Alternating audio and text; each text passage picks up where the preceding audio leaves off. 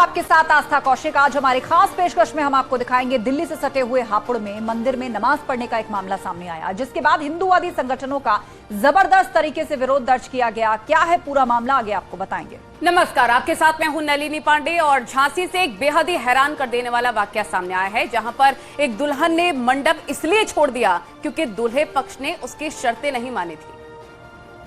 तो प्रयागराज में माफियाती कहमत की खबर भी आपको बताएंगे, जहां पर कब्जाई जमीन पर अब गरीबों के लिए शानदार फ्लैट्स बन रहे हैं।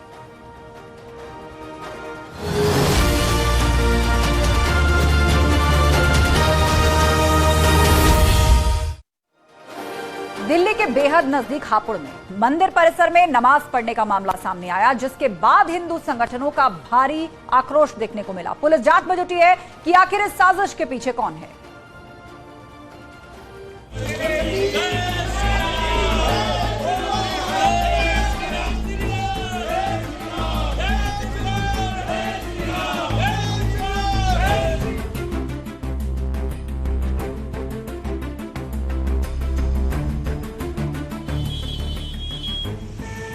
देश भर में खुले में नमाज पढ़ने के कई वीडियो सामने आ चुके हैं।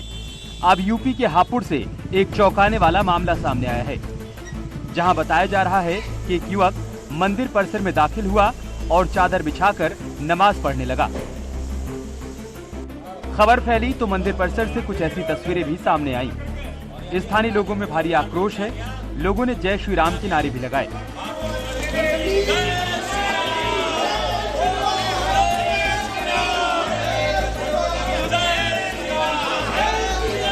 मंदिर में ये हुआ, एक मोमडन आया मुसलमान, उनने यहाँ चद्दर बिछाई और चद्दर बिछा के नमाज पढ़ के गया यहाँ से। किस टाइम की घटना है ये? सुबह की घटना है, आरती के टाइम की, मंगला आरती के टाइम। उस समय मंदिर में कौन कौन मौजूद थे?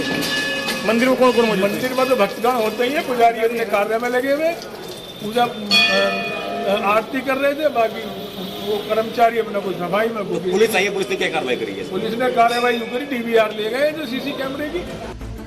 दरअसल कोतवाली क्षेत्र के प्राचीन चंडी मंदिर में नमाज पढ़ने का मामला सामने आया है। मंदिर समिति के मुताबिक सुबह 4:30 बजे के करीब मंदिर में मंगला आरती हो रही थी। तब एक मुस्लिम युवक मंदिर परिसर में दाखिल हुआ और फर्श पर चादर बिछाकर नमाज पढ़ने के बाद वहां से रफू चक्कर हो गया।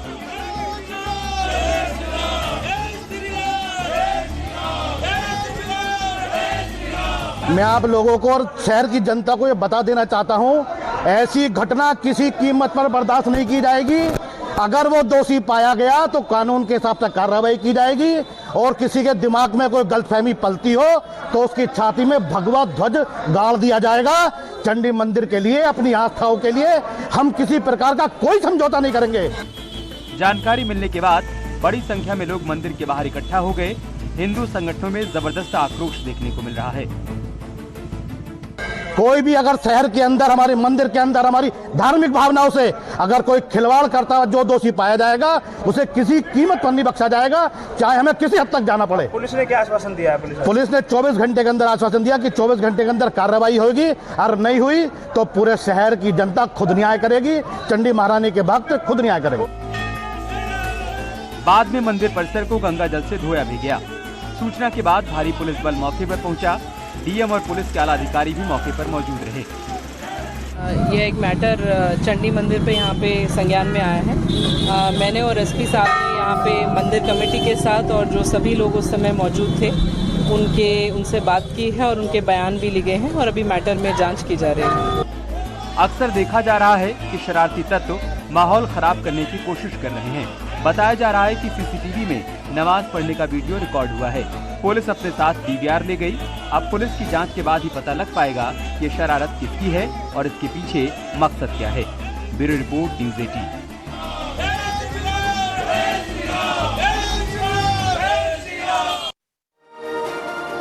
चलिए खबरों में आगे बढ़ते हैं। झांसी से एक बेहद ही चौंकाने वाला मामला सामने आया है। यहाँ पर शादी में विदाई के वक्त एक दुल्हन ने ससुराल जाने से इसलिए इनकार कर दिया और मंडप छोड़कर वो चले गए क्योंकि उसने 3 शर्तें रखी थी। वो 3 शर्तें क्या हैं, पूरा मसला क्या है, इस रिपोर्ट में आपको दिखाते हैं। झांसी में रहने वाले इस परिवार को ऐसा सदमा लगा है कि वो उससे उबर नहीं पा रहा। इसके पीछे की वजह बेहद ही चौंकाने वाली है। दरअसल मानवेंद्र नाम के इस युवक की 6 जून को शादी हुई थी। घर में खुशी का माहौल था। मानवेंद्र ने अपनी दुल्हन के साथ 7 फेरे भी लिए थे, लेकिन जब विदाई का वक्त आया तो दुल्हन ने परिवार के सामने ऐसी शर्त रख दी जिससे मानने से मानवेंद्र के परिवार ने इनकार कर दिया और इसके बाद दुल्हन अपने ससुराल में जाने के बजाय मुंह बोले पिता के साथ उसके घर चली गई। यानी दूल्हा पक्ष की माने तो उनके अरमानों पर पानी फिर गया। इन बहुत से शर्तों से हम खिलाफ थे। तो हमने कहा कि इस तरह की शर्तें होती नहीं, आप किस तरह के शर्त रख रहे हो, तो उन्हें तुम लोग की शर्तें माननी पड़ेंगी, नहीं तो तुम नहीं। मंशा क्या रही उस लड़की की? लड़की की मंशा हमारे साथ आने से पार्टी की बहुत प्रेशर होगा, तो लड़की की मंशा नहीं रही होगी, तो उसी प्रकार से लड़की जब रस्म होने के बाद लड़की चली गई। कछु के तुम कहते हो कि हम अच्छे हैं, और वो कह दे कि नहीं जो आम नहीं है आम है, वो कह दे आम नहीं ही मिली है, तो मोनिकती मिली है। बस में तांत्रिक, आप तो कहीं तांत्रिक। हाँ, वो कुछ तांत्रिक तो करेंगे। झांसी के बरुआ सागर कस्बे का ये हैरान कर देने वाला मामला सामने आया है। दुल्हन अपने मुंह बोले पिता और बहन के साथ बरुआ सागर के मैरिज हॉल में आई थी, जहां पर ये शादी हुई थी। ढोल नगाड़ों के साथ बारात भी मैरिज हॉल पहुंची। यहाँ टीका, जयमाला और 7 फेरे जैसी सभी रस्में निभाई गयी। विदाई के दौरान दुल्हन के मुंह बोले पिता ने दूल्हे और उसके परिवार के सामने 3 शर्तें रख दी। पीड़ित परिवार के मुताबिक जो शर्तें थी वो कुछ इस तरह से थी। पहली शर्त, दूल्हे के साथ दुल्हन का कोई वैवाहिक संबंध नहीं होगा। दूसरी शर्त, उसके मुंह बोले पिता कभी भी किसी भी समय घर बेरोक टोक आ जा सकते हैं। और तीसरी शर्त थी कि विदाई में उसकी छोटी बहन भी साथ जाएगी। जब मानवेंद्र के परिवार ने शर्त नहीं मानी तो दुल्हन ने डोली में बैठने से ही इनकार कर दिया और वहां से चली गई। जैसा कहे, जितनी टाइम कहे वैसा करना। अगर तुम्हें ये शर्त मंजूर है तो ठीक है, वरना ये मकान ज्योति के नाम करो और तुम लोग फाड़िग हो जाओ, तुम लोग घर छोड़ के भाग जाओ। तो हमने कहा भैया हम बच्चों को लेके कहाँ जाएंगे, और लड़की की शादी हो गई है तो वो ऑलरेडी उस घर की मालिक है, और उसके नाम तो जब शादी हो गई है तो बहू बन गई है, तो कोई बात ही नहीं है। शादी में मिले झटके से परिवार पूरी तरह से स्तब्ध है। सभी लोग खुद को ठगा हुआ सा महसूस कर रहे हैं। अब मामला पुलिस थाने तक पहुंचा है। न्यूज़ 18 के लिए झांसी से अश्विनी मिश्रा की रिपोर्ट।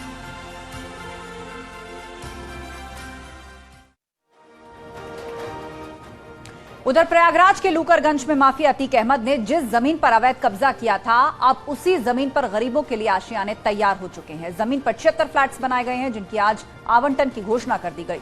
बहुत जल्द इनकी चाबी घर मालिकों को सौंप दी जाएगी।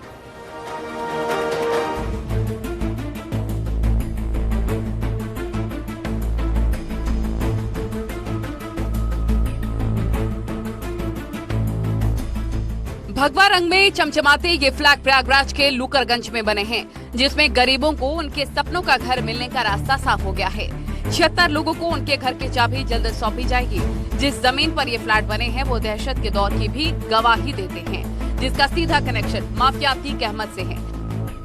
अतीक अहमद जब जिंदा था और जब प्रयागराज में उसकी तूती बोलती थी, तो उस जमाने में इस जमीन पर अतीक का कब्जा हुआ करता था। अतीक के कानूनी शिकंजे में घिरने के बाद ही प्रशासन ने 1731 वर्ग मीटर की जमीन मुक्त कराई थी, और इसी जमीन पर अब गरीबों को उनके सपने का आशियाना मिल गया है। प्रयागराज में लूकरगंज इलाके में लॉटरी के जरिए फ्लैटों का आवंटन किया गया है। फ्लैट आवंटन में सभी वर्गों का खास ख्याल रखा गया है, ताकि हर जरूरतमंद को फायदा मिले।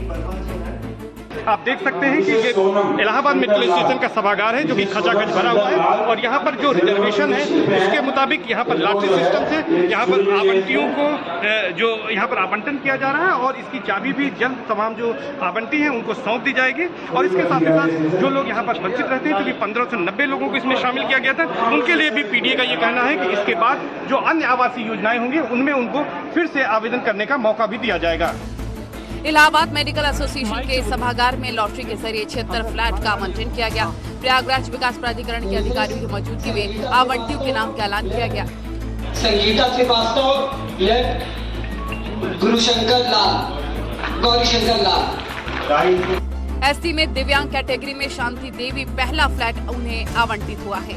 उन्होंने पीएम और सीएम का आभार जताया।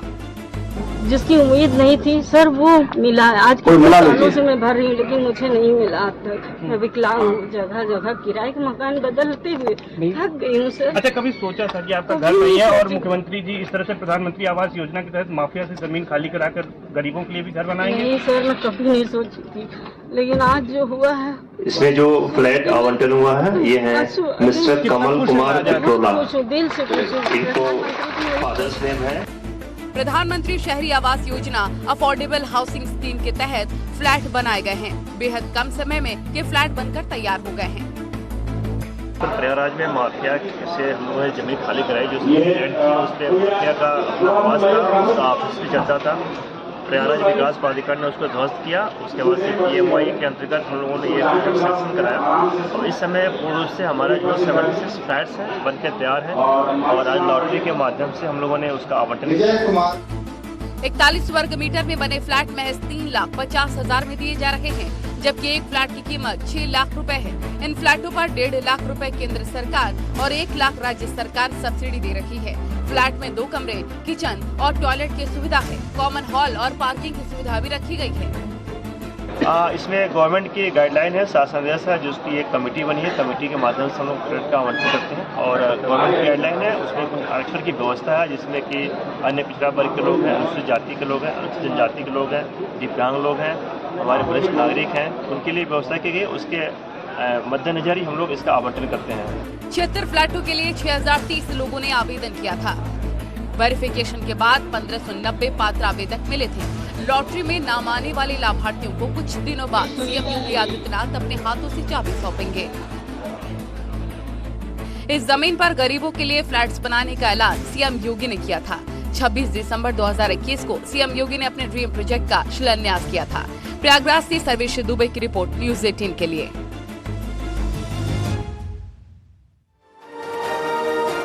और बाबा बागेश्वर पीठ के सरकार पंडित धीरेन्द्र शास्त्री देश भर में घूम घूमकर सनातन का जोर शोर से प्रचार कर रहे हैं और इसी बीच उन्होंने एक नया ऐलान भी कर दिया है कि वो अब सनातन पर एक किताब लिखेंगे और उसे देश के कोने कोने तक लेकर जाएंगे। देखिए, भारत के प्रत्येक स्कूलों में उस पुस्तक को पहुंचाया जाएगा। बाबा बागेश्वर सरकार पंडित धीरेन्द्र शास्त्री अपने बयानों से चर्चा में रहते हैं। अब बाबा ने एक नया ऐलान किया है। पंडित धीरेन्द्र शास्त्री अब सनातन धर्म पर एक किताब लिखने वाले हैं और अपने भक्तों के सामने उन्होंने इसका ऐलान भी कर दिया है। भारत के प्रत्येक स्कूलों में उस पुस्तक को पहुंचाया जाएगा। बाबा ने फिल्म द केरला स्टोरी का जिक्र किया। धीरेन्द्र शास्त्री ने कहा कि उस फिल्म में पूछा गया था कि सनातन धर्म क्या है। अब सनातन धर्म पर वो एक छोटी सी किताब लेकर आएंगे जिसमें सनातन की महानता के बारे में बताया जाएगा। भारत के हर स्कूल में इस किताब को पहुंचाया जाएगा जो निशुल्क बांटी जाएगी। सनातन से जुड़े हर मामले पर अपनी बेबाक राय रखने वाले बागेश्वर धाम के पीठाधीश्वर धीरेन्द्र कृष्ण शास्त्री लव जिहाद और धर्मांतरण को लेकर भी मुखर हैं। मध्य प्रदेश के मंदसौर पहुंचे बाबा बागेश्वर ने धर्मांतरण पर रोक लगाने की बात करते हुए कहा कि वो हिंदू धर्म पर किताब लिखेंगे। भारत के प्रत्येक स्कूलों में उस पुस्तक को पहुंचाया जाएगा। उसके लिए हमने तैयारी शुरू कर दी है और उसके लिए हम समाज के लोगों से 5 दिन की छुट्टी भी लेंगे और अकेले में एकांत में जाकर के उस पुस्तक का लिखन करवाएंगे। बाबा बागेश्वर सरकार पंडित धीरेन्द्र शास्त्री देश भर में घूमकर हिंदू राष्ट्र की हुकार भर रहे हैं। बाबा के एक के बाद एक दिव्य दरबार लग रहे हैं और वहीं से वो सनातन धर्म का जोर शोर से प्रचार करते हैं। उनके दरबार में लाखों भक्तों की भीड़ पहुंचती है। अब उन्होंने एक नया ऐलान कर दिया है। जाहिर है कि यह विवाद भी जरूर बढ़ेगा। Bureau report, news 18।